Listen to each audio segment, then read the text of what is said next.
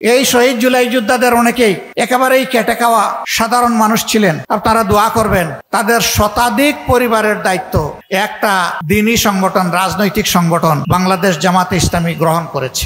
মাসের 1 তারিখ তাদের দেওয়া অ্যাকাউন্ট অনুযায়ী তাদের অভিভাবক জীবনে বেঁচে থাকা অবস্থায় যে রুজি হতো তার চাইতে সামান্য আরো একটু যোগ করে তাদের অ্যাকাউন্টে 1 তারিখ সেটা পাঠিয়ে দেওয়া হয়। পাঠিয়ে দিয়েও আমরা বসে থাকি না, আবার ফোন করে ফলো আপ নেই 1 তারিখে আপনাদের হাতে পৌঁছেছে কিনা। কোনো মাসে 1 তারিখে যদি দেখি আমরা আশঙ্কা তার আগের দিন পাঠিয়ে দেওয়ার চেষ্টা করি। আমরা ধন্যবাদ জানাই আমাদের এই ভেঞ্চারে, এই আয়োজনে অনেকে এগিয়ে এসেছেন, এগিয়ে এসে বলেছেন আপনারা অনেক কিছু করছেন, এই পরিবারটা আমাকে দান করে দেন, তাদের দায়িত্ব আমি নেব। আমরা আসলেই তাদের কাছে ঋণী। আমরা খুশি মনে তাদের হাতে ছেড়ে দিয়েছি, কিন্তু ওইটারও আমরা খবর নেই যে ছেড়ে দেওয়ার পরে তারা কেমন চলছে। নারায়ণগঞ্জের সাইনবোর্ড এলাকায় সুমাইয়া নামের এক বোন, সে বারান্দায় দাঁড়িয়ে 4 তারিখ দৃশ্য দেখছিল কি হয়। ঠিক এই অবস্থায় আকাশ থেকে গুলি এসে তাকে এফুড় ওফুড় করে, কুলে 2.5 মাসের বাচ্চা ছিল, বাচ্চা ছিটকে পড়ে গেছে, মা সাথে সাথে দুনিয়া থেকে চলে গেছে। সুমাইয়ার মেয়ে সুবাইতা, আমি তাকে দেখে খুবই খারাপ লাগলো। আমি বললাম যে এই মেয়েটা আমাদেরকে দান করে দেন। পরিবারের সদস্যরা বললো আমরা শান্তিতে থাকবো যদি এই মেয়েকে আপনাদের কাছে দান করে দিতে পারি। আলহামদুলিল্লাহ, তারা দান করে দিল। ঢাকার এক বিশিষ্ট শিল্পপতি, আল্লাহ যাকে ছেলে মেয়ে কিছুই দেননি, তিনি খবর পেলেন, তিনি ওই পরিবারে ছুটে গেলেন, মেয়েটা নিতে চাইলেন। তারা বলল এ মেয়ের মালিক আমরা নই, এ মেয়ের অভিভাবক জামাতে ইসলামী, এইটা দেওয়া না দেওয়া তাদের ব্যাপার। তিনি আমার কাছে ছুটে আসলেন। আমি তাকে বললাম আমি আপনার পক্ষে উকালতি করতে পারি, কিন্তু তাদের ইচ্ছার বিরুদ্ধে আমি কিছু করতে পারবো না। আমি দরদ নিয়ে দায়িত্ব নিয়ে আপনার কথা বলবো, যদি তারা গ্রহণ করে আমার আপত্তি নাই। আমি যখন তাদেরকে বললাম তখন বলল যে আমাদের এই অবুঝ বাচ্চার জন্য আপনাদের কুলটাকেই আমরা নিরাপদ মনে করছি, আমাদের শিল্পপতি হওয়ার দরকার নেই। রিয়েলি এরা আমাদেরকে ঋণী করেছেন। এরপরেই চলে আসলো বন্যা, আমরা ফিরে তাকালাম না কোনো দিকে, সবার আগে চলে গেলাম সেখানে। ফেনীর পানিতে নেমে আমরা চিৎকার দিয়ে বললাম বাংলাদেশের জনগণকে যাদের সামর্থ্য আছে ছুটে আসুন, পাশে দাঁড়ান, সেবা করুন, মানুষের দোয়া গ্রহণ করুন। আলহামদুলিল্লাহ, শুধু আমাদের দাওয়াতে গেছে এটা আমি বলবো না, কিন্তু আমরা আওয়াজ দিয়েছি সবার আগে। মানুষ ঝাঁকে ঝাঁকে সেখানে গিয়ে পড়লো, আমরাও আমাদের সামর্থ্য অনুযায়ী মানুষের পাশে থাকলাম। এরপরে আমরা খেয়াল করলাম জুলাই যুদ্ধে যারা আহত তাদের ব্যাপারটা কি হবে। আমরা তাদের দিকে আমাদের সামর্থ্য অনুযায়ী চেষ্টা করেছি। এই জায়গায় লক্ষ্য করুন, আমরা বড় একটা সমাবেশ ঢাকায় চাইলে করতে পারতাম, কিন্তু আমরা করি নাই। কারণ তখন মানুষকে দেখানো আমাদের কোনো উদ্দেশ্য ছিল না। এই বিপ্লবের ক্রেডিট দাবি করার কোনো উদ্দেশ্য আগেও ছিল না, এখনও নাই। আমরা গভীরভাবে বিশ্বাস করি এটি আল্লাহ তাআলার একান্ত মেহেরবানিতে এই পরিবর্তন হয়েছে। আর এর জমিনের দায়িত্ব এবং এই জমিনের কৃতিত্ব হচ্ছে বাংলাদেশের 18 কোটি মানুষের। আমরা এখানে কাউকে কোনো মাস্টার মাইন্ড মানি না এবং নিজেদেরকেও মাস্টার মাইন্ড দাবি করি না। যদি একজনকে আমরা মাস্টার মাইন্ড বলি তাহলে বাকি সবাইকে আন্ডার মাইন্ড করতে হয়, আমরা তা করব না। আমরা সবাইকে সম্মান করি। 10 মাসের শিশু কুলে নিয়ে যে মা উত্তরার রাস্তায় সেদিন নেমে পড়েছিলেন, তাকে থেকে শুরু করে 82 বৎসরের বৃদ্ধ পর্যন্ত রাস্তায় এসে যারা প্রতিবাদ করেছেন, এই লড়াইকে জোরদার করেছেন, ফ্যাসিবাদের পতন নিশ্চিত করেছেন, আমরা মনে করি তারা সকলেই মাস্টার মাইন্ড। আমরা এভাবেই বাংলাদেশের জনগণকে অভিনন্দন জানাই। এই সংগঠনের কোনো দায়িত্বশীল নেতা দেশ ছেড়ে পালাননি। বহু বিপদ এসেছে, চোখের সামনে ফাঁসির রশি দেখার পরেও আমাদের শ্রদ্ধেয় নেতা মীর কাসেম আলী আমেরিকা থেকে বাংলাদেশে চলে এসেছিলেন। তাকে বলা হয়েছিল don't come back to Bangladesh. তিনি বলেছিলেন কেন? বলছে যে আপনার নেতৃবৃন্দের প্রতি যা হচ্ছে আপনার প্রতি তাই হবে, কোনো ব্যতিক্রম হবে না। তিনি বলছিলেন ইনশাআল্লাহ আই উইল ফেস। আমি সত্যের উপর, সত্যের পাটাতনের উপর দাঁড়িয়ে আমি মিথ্যার প্রতিবাদ করব ইনশাআল্লাহ। তাতে যদি আমার জীবন যায় যাবে, আমার দেশে যাবে। আমি পালিয়ে চুরের মতো বিদেশের মাটিতে থাকবো না। তিনি ফাঁসির রশিকে চোখের সামনে দেখেও চলে এসেছিলেন এবং সত্যি হাসতে হাসতে সেই ফাঁসির রশিকেও তিনি বরণ করেছেন। কেন তাহলে আমরা দেশ ছাড়ি না? কেন বিদেশ গেলেও চলে আসি ঝুঁকি নিয়ে? দুটি কারণ। নাম্বার ওয়ান, আমরা এই দেশকে, দেশের মানুষকে ভালোবাসি, সুতরাং এই মানুষ ছেড়ে আমরা কোথাও গিয়ে শান্তি পাই না। নাম্বার টু, আমরা যেহেতু চুরি চামারি করি না, এই জন্যে আমাদের লোকদের কোনো বেগম পাড়া নাই, থাকবে কোথায়? এই জন্যেই ঠিকানা আমাদের একটাই, আলহামদুলিল্লাহ, এটা আল্লাহ তাআলার জন্ম দেওয়া বাংলাদেশ। এই বাংলাদেশকে নিয়ে আমরা গর্ব করি, এই বাংলাদেশকে নিয়েই আমরা বাঁচতে চাই। আল্লাহ তাআলার কাছে আমরা সাহায্য চাই, এদেশের আপামর জনসার সাথে আমরা যেন মর্যাদার সাথে এই বাংলাদেশে বসবাস করতে পারি। শুধু বাংলাদেশ জামাতে ইসলামী আরামে থাকলে আমরা শান্তি পাব না, আর আরামে থাকার কোনো সুযোগও নাই। থাকতে হলে গোটা সমাজকে নিয়েই থাকতে হবে। এই জন্যে আমরা পরিষ্কার বলেছি, আমরা একটা সংগঠনের সহকর্মীদেরকে, এত মজলুম সহকর্মী কি তাণ্ডব গিয়েছে আমাদের উপর দিয়ে, আপনারা তার সাক্ষী। কোনো বক্তা আমার সামনেই সেই কথাগুলো বলেছেন, এই জন্যে আমি এটার আর পুনরাবৃত্তি করতে যাচ্ছি না। কিন্তু 5 আগস্টের পরে আপনারা কি দেখলেন?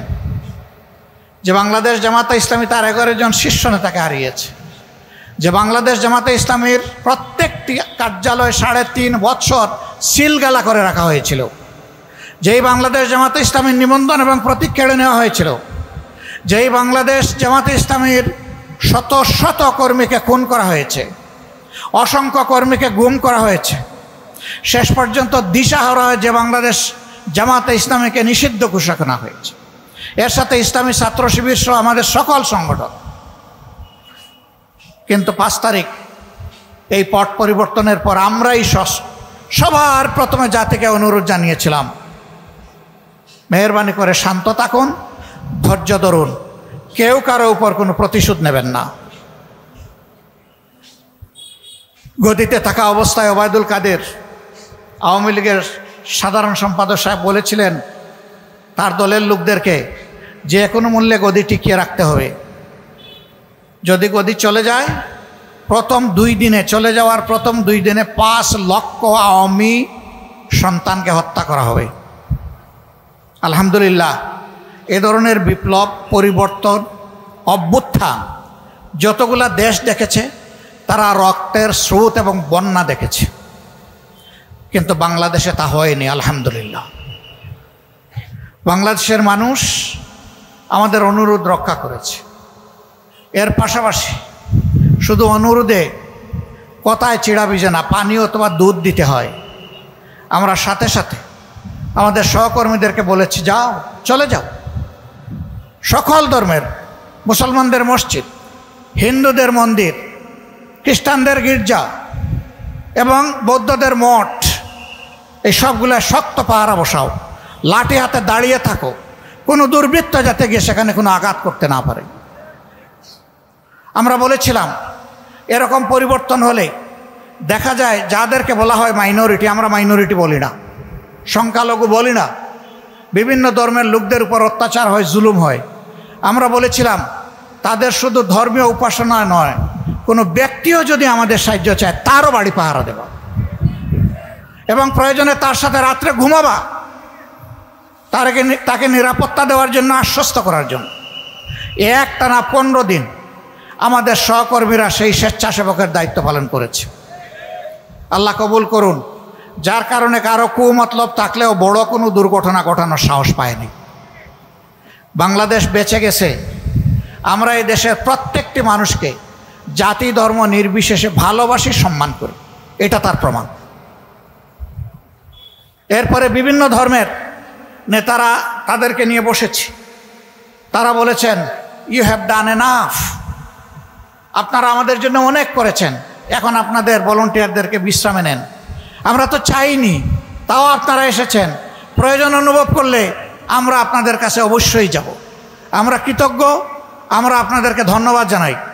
আমরা বলেছিলাম বক্তব্যের প্রথম অংশ ঠিক আছে, শেষটা মানলাম না, এখানে কৃতজ্ঞতার কিছু নেই, ধন্যবাদ জানানোরও কিছু নেই, এটি আমাদের নৈতিক দায়িত্ব ছিল। এই দায়িত্ব পালনে যদি আমাদের কোনো ভুল হয় আমাদেরকে ক্ষমা করবেন। তারা অনেকে কেঁদে দিয়েছে যে আমরা এতটা আপনাদের কাছে আশা করিনি।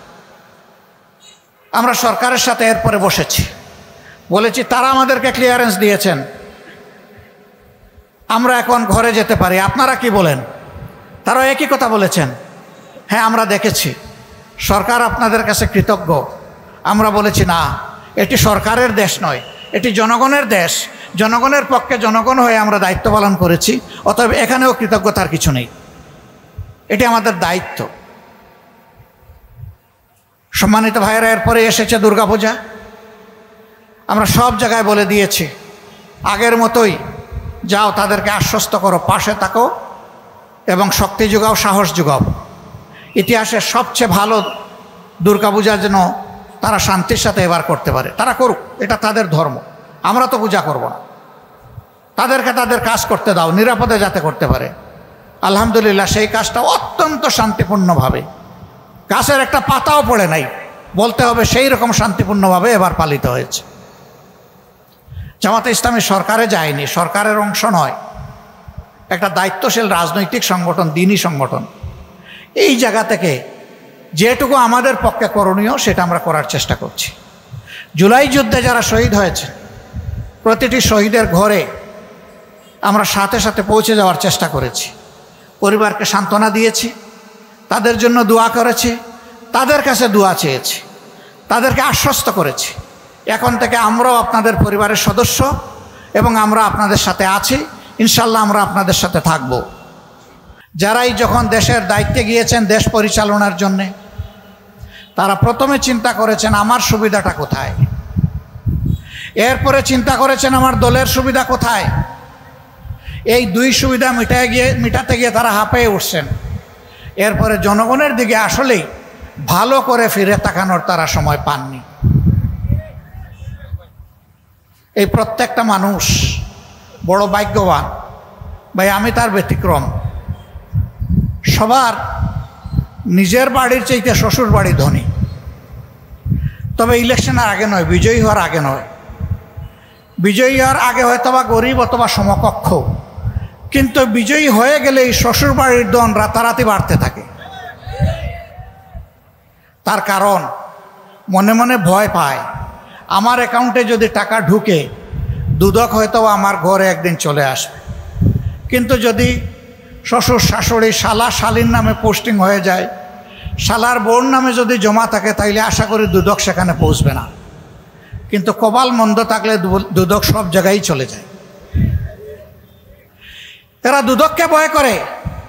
এই জায়গায় যদি তারা আল্লাহ তাআলাকে ভয় করতো, তাইলে জনগণের সম্পদে তারা হাত দিতে পারতেন না।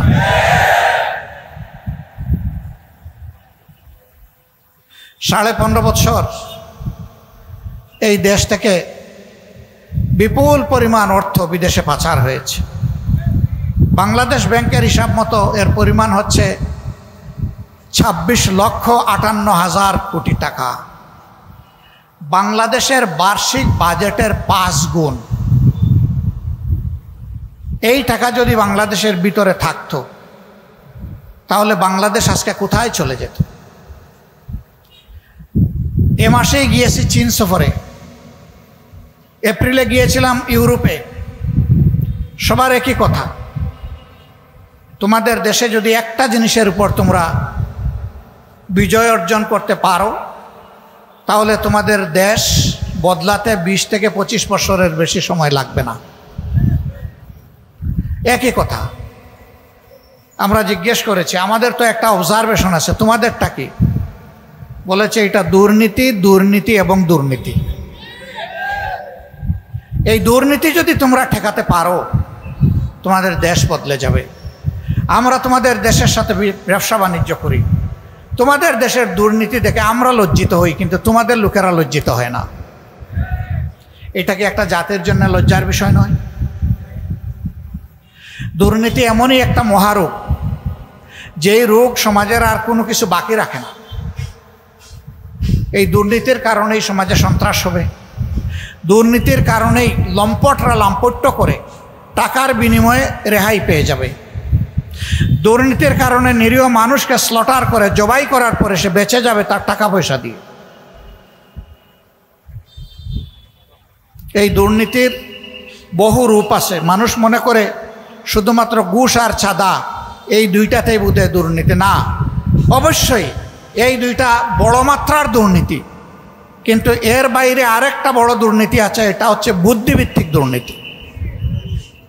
বুদ্ধি দিয়ে জনগণকে ঠকিয়ে, জনগণকে ঠেকিয়ে নিজের কপাল গড়ার বুদ্ধি। এটা তারাই করতে পারে সত্যিকার অর্থে দেশ এবং জনগণের প্রতি যাদের দায়বদ্ধতা নাই, ভালোবাসা নাই, মায়া নাই। তারা কারা? তারা আকাশে মেঘ দেখলে যারা দেশ থেকে পালায় যায় তারা। এই দেশ যদি তার নিজের দেশ মনে করত, জনগণের কাছে যদি দায়বদ্ধতা মনে করত, তাহলে নিশ্চয়ই তারা এই অপকর্মে জড়িত হতো না। তারা দেশ থেকে পালায় কেন? পালায় এ কারণে, যখন ক্ষমতায় থাকে তখন দরাকে সরাজ্ঞান করে, আর সব কিছুকে তার শ্বশুরবাড়ির যৌতুক মনে করে, সব কিছুকে হালাল মনে করে পেট ভরে। কিন্তু যখন ক্ষমতার মসনদ কোমরের নিচ থেকে চলে যায় তখন চোখে অন্ধকার দেখে। তখন দেশ থেকে একা পালায় না, গোষ্ঠী শুদ্ধ পালায়। বাংলাদেশ জামাত ইসলামী একটি মজলুম সংগঠন।